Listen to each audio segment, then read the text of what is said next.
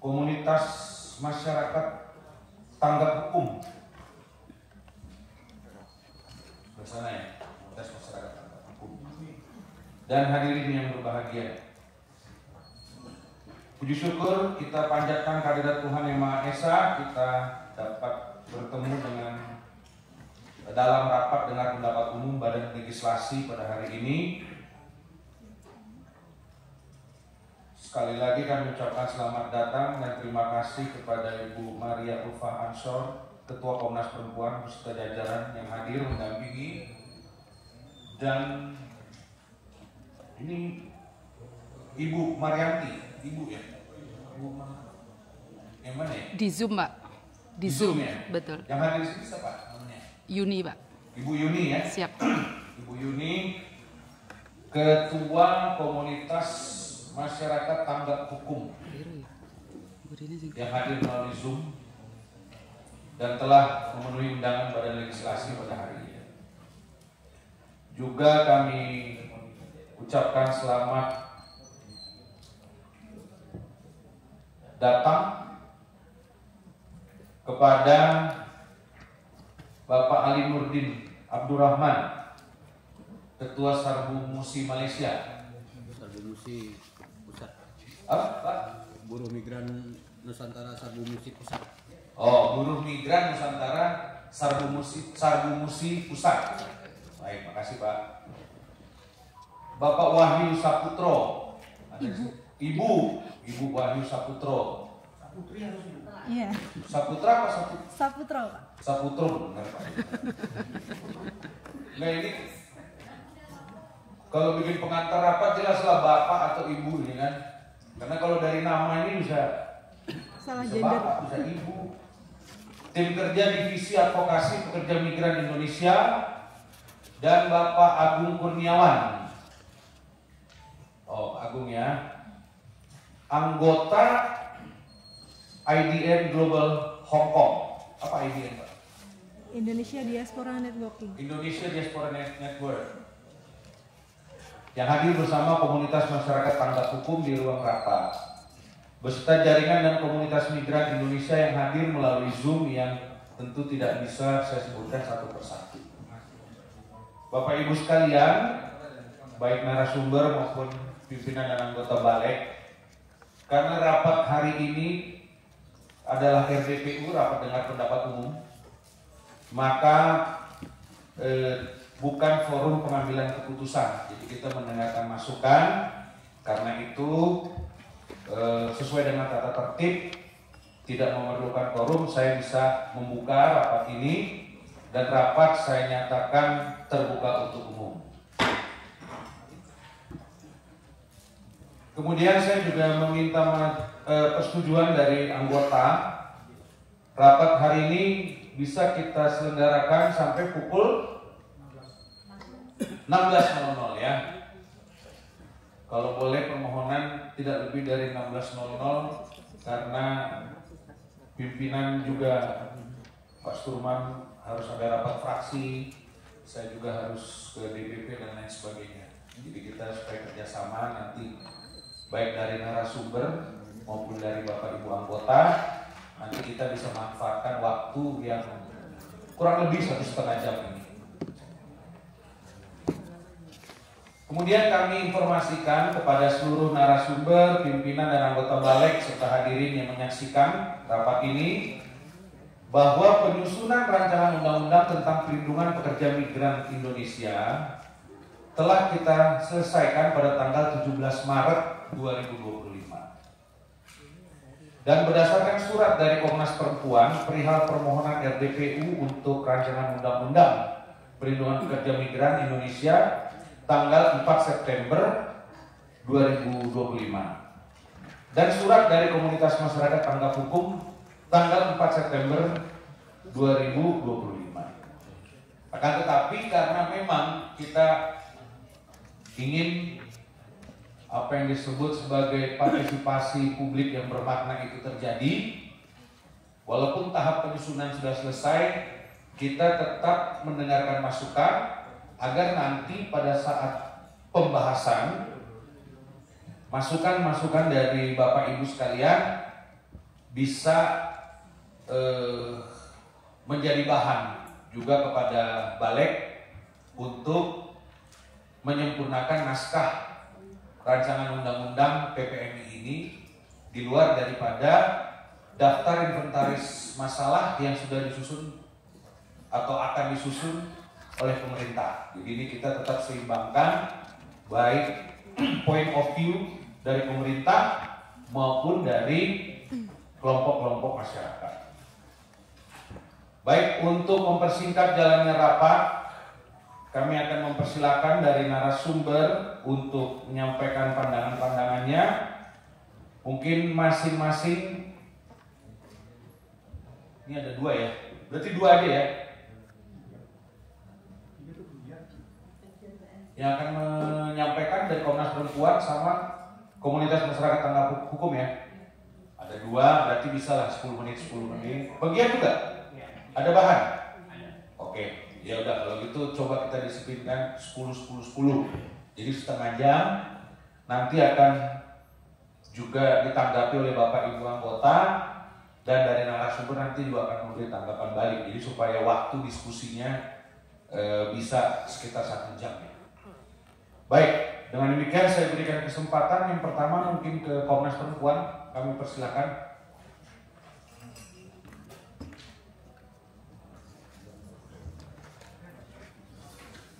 Baik, terima kasih. Assalamualaikum warahmatullahi wabarakatuh. Yang kami hormati Bapak Pimpinan Sidang dan anggota Balik yang kami hormati. Kemudian yang kami hormati juga para teman-teman dari Komisi Masyarakat Hukum, kemudian juga dari Komisi teman-teman yang lainnya, mohon maaf saya tidak sebutkan satu-satu. Dan kami izin Pak Pimpinan, kami hadir full tim ini dari Komnas Perempuan. Komisionernya ada 3, yang sebelah kanan saya Ibu Devi, yang sebelah kiri Pak Irwan. Ini komisioner yang mengampu khusus tentang gugus kerja perempuan pekerja. Kemudian di belakang kami juga ada badan pekerja yang melakukan terkait dengan drafting terhadap advokasi yang ada di kami terkait dengan perempuan pekerja. Baik, terima kasih. Karena waktunya terbatas, kami memulai dari data yang masuk di dalam pengaduan Komnas Perempuan. Data Badan Perlindungan Pekerja Migran Indonesia BP2MI KPPMI 2020-2024 itu ada 9.559 sekian ya pekerja migran Indonesia telah ditempatkan di luar negeri, dan sebanyak 271 orang atau sekitar 70% merupakan perempuan yang bekerja pada sektor kerja perawatan yang berisiko tinggi dan minim perlindungan. Kemudian data catatan tahunan Komnas Perempuan 2017 sampai 2024 itu ada 1.389 kasus kekerasan terhadap perempuan pekerja migran dalam bentuk pelanggaran hak perempuan dalam migrasi, kemudian kekerasan terhadap PMI pekerja migran, khususnya PRP migran, kemudian pidana mati terhadap pekerja migran dan kematian. Selain itu juga ada pekerja migran yang ini pelaporan, kalau ini belum masuk di Catahu, tetapi ini laporan pengaduan itu kepada Komnas Perempuan. Ada seorang pekerja migran berasal dari Indramayu itu dirawat di Dubai, sudah 2 tahun mengalami stroke. Dia melari dari majikan, kemudian sampai sekarang posisinya masih di rumah sakit Dubai.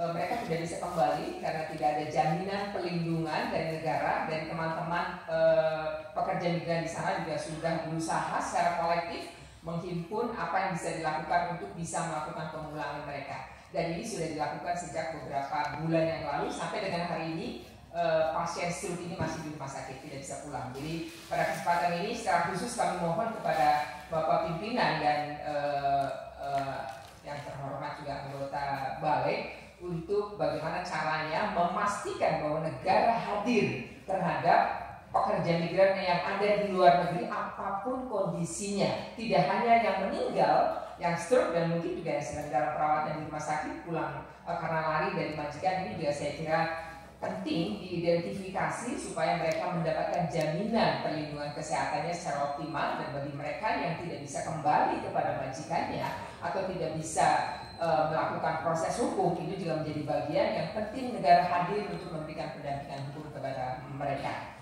Kemudian terkait Undang-Undang Nomor 18 Tahun 2017 tentang Perlindungan Pekerja Migran Indonesia, ini juga merupakan kemajuan dalam memberikan perlindungan kepada pekerja migran Indonesia dan keluarganya.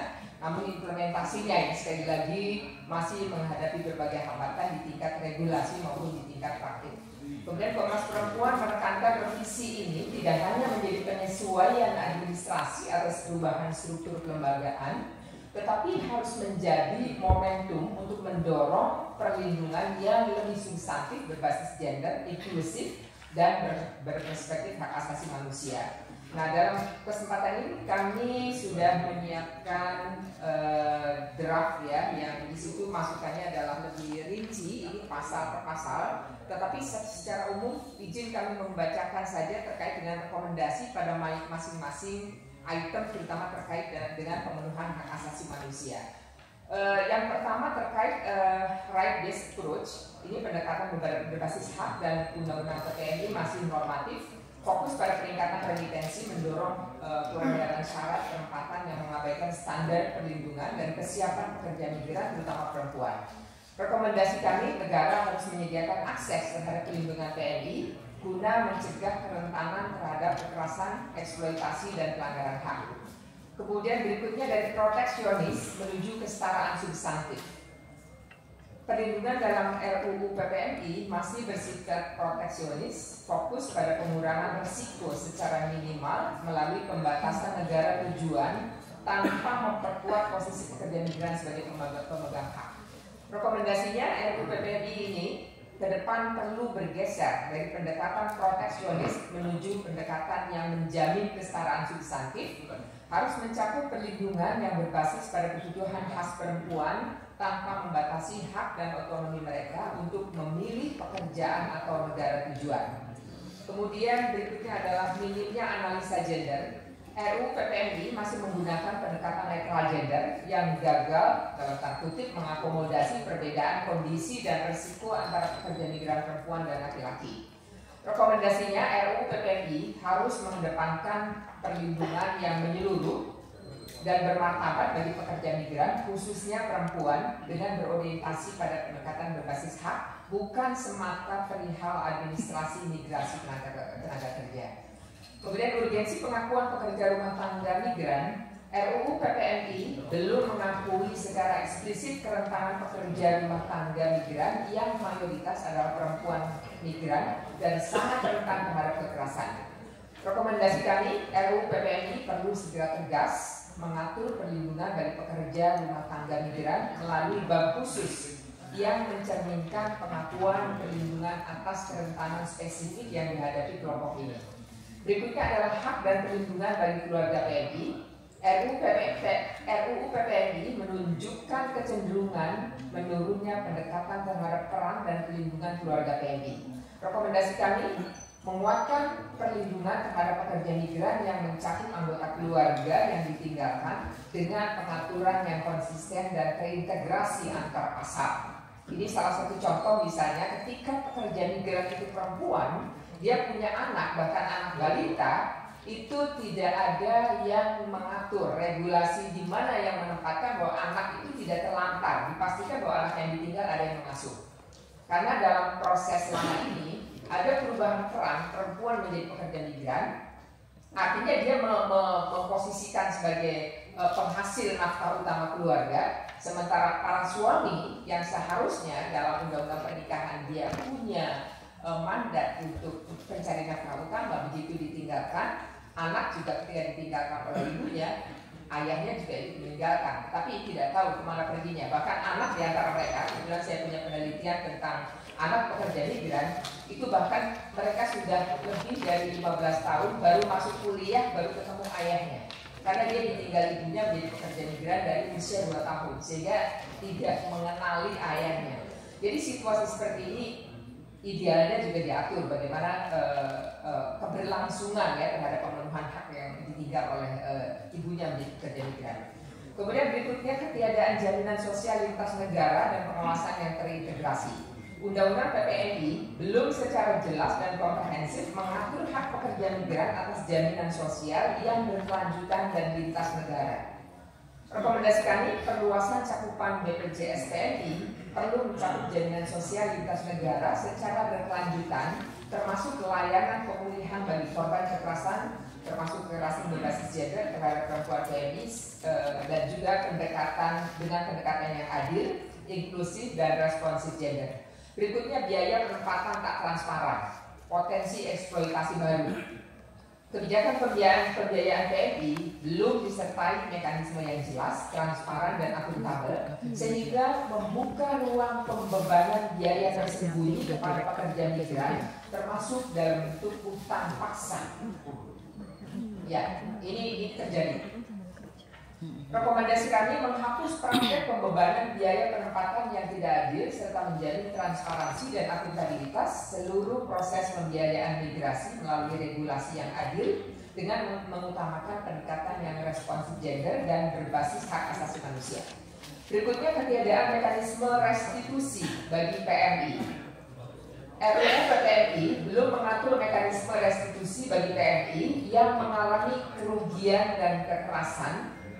Kerugian yang dialaminya baik material maupun imaterial, termasuk akibat penipuan penempatan, kegagalan keberangkatan, kehilangan dokumen pribadi, dan kekerasan termasuk perdagangan orang.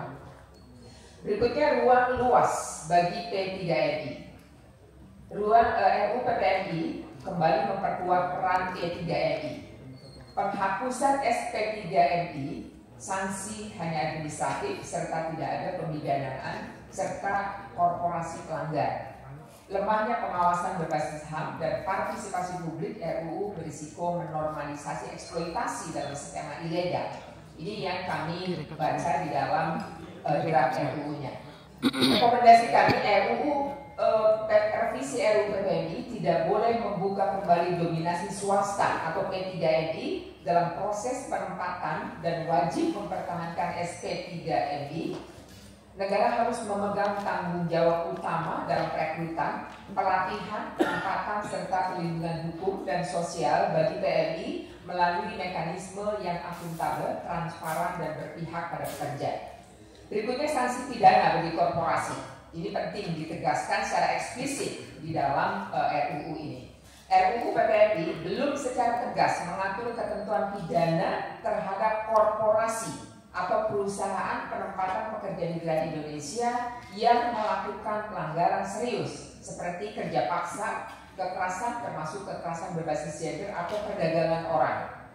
Rekomendasi kami menegaskan pertanggungjawaban pidana korporasi termasuk P3MI dan mitra usahanya atau pelanggaran berat terhadap hak PMI seperti TPPO, eksploitasi, kerja paksa, dan kekerasan seksual.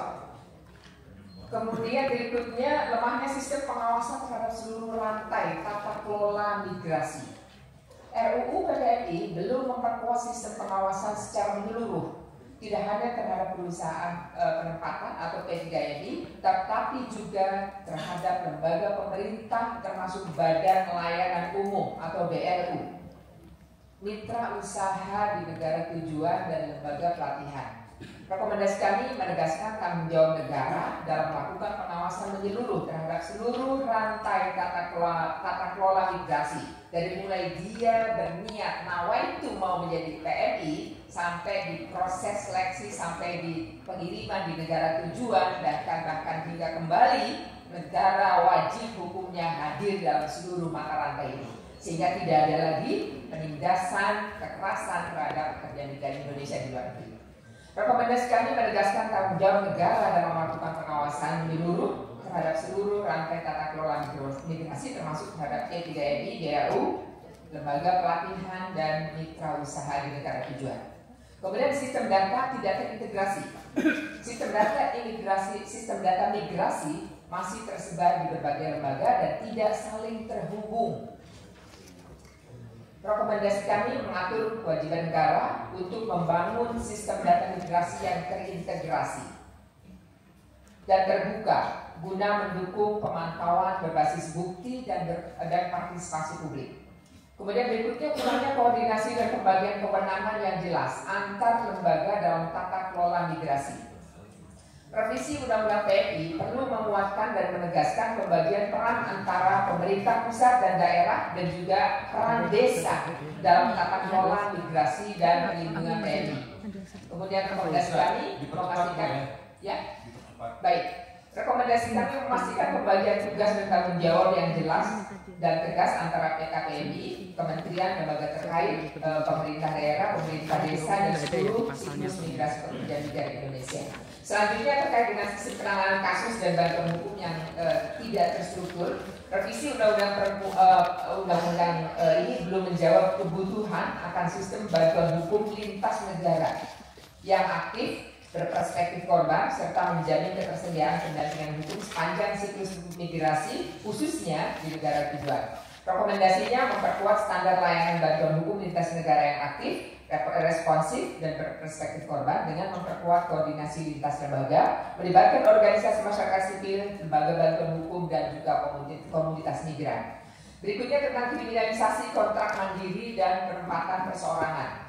Pasal tentang penempatan perseorangan dalam RUU PMI ini mengandung potensi kriminalisasi terhadap PMI yang melakukan kontrak kerja mandiri. Rekomendasi RUU PMI tidak boleh membuat ketentuan yang mengkriminalisasi penempatan mandiri. Sebaliknya, negara perlu mengakui keberadaan kontrak kerja mandiri dan merancang skema pelindungan, pengawasan, dan pendampingan alternatif bagi pekerja migran non formal. Kemudian penahanan dokumen, ini juga RUU PMI belum membuat ketentuan eksplisit yang melarang praktek penahanan dokumen pribadi seperti paspor, KTP, buku nikah, bahkan sertifikat tanah atau rumah sebagai syarat kerja atau penempatan. Rekomendasinya revisi Undang-Undang PMI harus memuat larangan eksplisit terhadap penahanan dokumen pribadi oleh pihak manapun sebagai syarat kerja atau penempatan dan mengkategorikan sebagai tindak pidana, bukan sekedar pelanggaran administrasi. Berikutnya eksploitasi pemagang. RUU PMI juga menyebutkan dalam peserta pelatihan di luar negeri selama lebih dari 6 bulan dapat dikategorikan sebagai pekerja migran. Ini juga berpotensi menyamakan magang atau belajar dengan pekerja. Rekomendasinya, revisi Undang-Undang PMI perlu menegaskan pengawasan ketat terhadap skema pelatihan atau magang yang berpotensi menjadi bentuk hubungan kerja terselubung dan memastikan peserta mendapatkan hak-hak dasar sebagai pekerja. Kemudian partisipasi masyarakat sipil, tidak tersedia ruang partisipatif bagi organisasi perempuan migran dan masyarakat sipil dalam proses kebijakan, monitoring, dan pengawasan praktik pelindungan. Rekomendasinya revisi Undang-Undang PMI harus secara tegas membuka dan menjamin ruang partisipasi yang bermakna bagi organisasi masyarakat sipil, serikat pekerja, dan juga organisasi perempuan migran dalam seluruh proses kebijakan, monitoring, hingga pengawasan dan praktek perlindungan. Yang terakhir terkait ini semua adalah rekomendasinya secara umum, tadi sudah secara detail disampaikan. Revisi Undang-Undang PMI inklusif, melibatkan OMS, serikat buruh, komunitas migran perempuan, dan lembaga HAM. Kemudian RUU PPMI menegaskan prinsip HAM responsif gender dan kesetaraan substantif. Berikutnya negara wajib memberikan perlindungan menyeluruh pramigrasi saat bekerja hingga reintegrasi. Berikutnya menyediakan layanan pemulihan berbasis hak dan berpihak pada korban kekerasan khususnya TPPO. Kemudian perkuat peran negara, sekali lagi ini menjadi hal yang sangat mendasar dalam penegakan HAM. Batasi dominasi P3MI. Kemudian mendorong partisipasi bermakna OMS dan komunitas migran dalam kebijakan dan pengawasan. Dan rekomendasi yang terakhir adalah jaminan keadilan sosial, perlindungan lintas negara, bantuan hukum, restitusi. Demikian, terima kasih. Assalamualaikum warahmatullahi wabarakatuh. Sekaligus saya beritahu kita sudah menerima ini dari Komnas Perempuan, Ya. daftar inventarisasi masalah yang disusun oleh Komnas Perempuan terhadap RUU PPMI. Jadi ini selain nanti yang dimasukkan dari Badan Legislasi, karena proses selanjutnya itu adalah tim dari pemerintah, nanti dari Badan Legislasi akan mengirimkan ini juga secara resmi kepada Kementerian P2MI supaya menjadi bahan ketika kementerian nanti membuat tim. Jadi dua-dua menerima, baik eksekutif maupun legislatif menerima bahan. Baik, terima kasih Mika. Kami juga sudah menyampaikan ini kepada Kementerian KPD. Udah ya? Sudah, kan sudah diterima sama Wamen. Bagus. Baik, selanjutnya saya persilakan dari komunitas masyarakat tanggap hukum. Siapa yang bicara? Ketua umumnya dulu ada di Zoom. Ibu Marianti. Siapa? Ibu Marianti. Ibu Marianti. Ada berapa orang? Iya, yang akan bicara.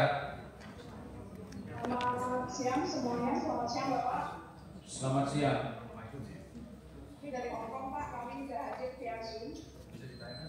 Iya, lagi dicari tayangan.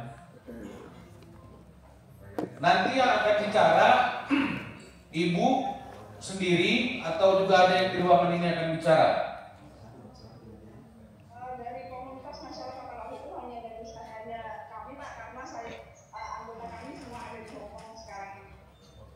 Oke, jadi nanti dari Ibu ya, juru bicaranya ini supaya saya bisa mengatur lalu lintas waktu ya.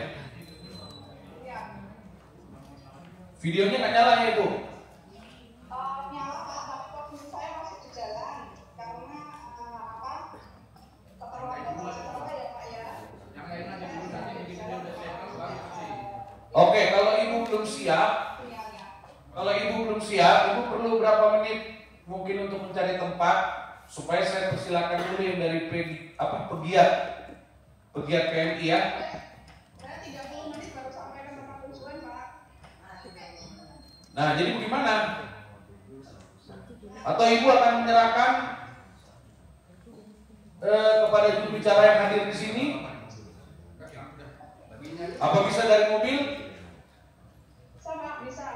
Oke, kalau bisa dari mobil silakan. Bu Marianti ya? Bu Marianti. Silakan.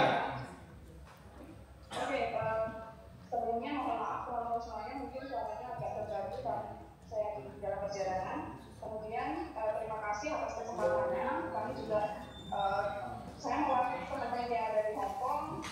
Sebelum memulai acara, Pak, kami menyampaikan kekecewaan atas pemotongan waktu yang diselenggarakan oleh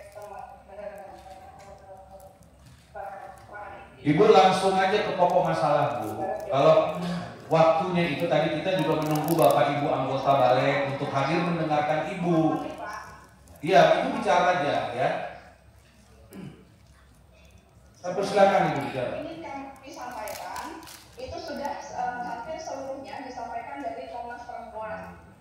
Karena dirinya sudah ada di sana semua Pak. Jadi kami hanya ingin menegaskan saja beberapa poin di RUU yang terakhir kemarin panja di bulan Maret ya Pak ya. Nah, kesimpulan dari apa yang kami pelajari di dalam RUU itu di pasal 30 terkait dengan penempatan terkait dengan biaya penempatan. Dalam pasal 30 biaya penempatan itu belum diatur jelas Pak dalam RUU PMI. Kemudian baik dalam Undang-Undang PMI nomor 18 maupun dalam RUU tidak ada ketentuan sama sekali tentang adanya pembiayaan untuk pekerja migran. Nah, yang ketiga, pada pasal ini dijelaskan bahwa biaya penempatan pada ayat 1 ditetapkan oleh Menteri dan diatur dalam peraturan Menteri. Apakah sudah ada permen terbaru atau masih menggunakan acuan Perda nomor 429 tahun 2024 tentang petunjuk pelaksanaan pembebasan biaya penempatan PNI ya Pak. Kemudian selanjutnya jika ada aturan baru yang akan disusun terkait dengan Permen PPNI, sudah seharusnya semuanya harus sejalan dengan undang-undang yang nantinya akan disahkan oleh Undang-Undang PMI. Karena dalam RUU PMI ini saja banyak sekali pasal-pasal yang mencantumkan keterangan dan memakai ditetapkan oleh Menteri dan diatur oleh peraturan Menteri. Jangan sampai ada benturan aturan antara Undang-Undang PMI dan juga Permen PPNI. Selanjutnya Pak, transparansi biaya penempatan sangatlah penting sehingga tidak ada celah yang bisa dimanfaatkan oleh oknum-oknum yang tidak bertanggung jawab, antara lain transparansi biaya dari CPNI, kemudian P3NI, kemudian agensi, KP2MI, sehingga pembiayaan apapun yang terbayar itu jelas manfaatnya, Pak. Pembuat kebijakan undang-undang harus tahu bahwa P3NI tidak akan bergerak tanpa ada dana. Kemudian agensi juga tidak akan bergerak tanpa ada dana. Tugas negara dalam hal ini DPR dan KP2MI adalah melakukan check and balance terkait dengan pembiayaan dan pembebanan biaya tersebut kepada CPNI kah, kepada Pemda kah, atau kepada pemberi kerja. Nah, saat ini di lapangan banyak terjadi polemik terkait dengan biaya penempatan. Di Hongkong saja ada proses CPNI yang konon katanya zero cost, tanpa biaya, tanpa potongan, dan masih banyak sekali yang potongan gajinya itu sangat tinggi, bahkan lebih tinggi dari gajinya. Nah, ini PR besar Pak untuk DPR, khususnya dari DPR RI. Mengapa ini bisa terjadi? Kesenjangan pembiayaan tersebut padahal sama-sama dari negara Indonesia. Kemudian yang keenam, masih dalam pembebanan biaya, DPR dan KP2MI hendaknya tidak menyamaratakan biaya penempatan dari negara penempatan satu ke penempatan yang lain. Begitupun sektornya harus juga dikelompokkan, mengingat kebutuhan di setiap negara dan aturan di negara penempatan tidaklah semua sama. Ini juga akan termasuk pada asuransi untuk teman-teman pekerja migran. Poin selanjutnya Pak, di pasal 39 tentang tugas dan tanggung jawab pemerintah pusat dan pemerintah daerah. Kami berharap jangan sampai penambahan beberapa klausa dalam perubahan RUU TNI yang ada pada buku PKRSTU nantinya dihapuskan lagi Pak, karena kami merasa penambahan itu sudah sesuai dengan kebutuhan PNI dan keluarganya. Nah, saya menyimak dari dalam rapat panitia kerja pada tanggal 5 Maret ya Pak, kalau tidak salah. Ini rekan-rekan balik di DPR tidak tahu arahnya kemana.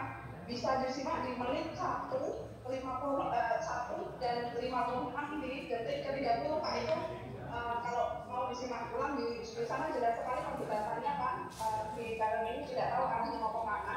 Padahal yang dimaksud adalah pemberdayaan sosial untuk keluarga migran. Nah, dalam rapat tersebut, anggota baru malah menyampaikan mencontohkan kasus di Lampung PNI atau luar negeri tanpa pengetahuan keluarganya. Apakah ini bukan sebuah kegagalan dari negara untuk melindungi masyarakatnya? Kalau sampai masyarakatnya ke luar negeri tapi tidak dalam pengetahuan pemerintah daerah, begitu Pak. Ini kemudian tentang terkait dengan asuransi Pak. Maaf, asuransi di pasal 27 ini kami berharap di undang-undang yang baru nanti, di RUU nanti dicantumkan pembiayaan tentang PNI yang meninggal Pak. Untuk kami sendiri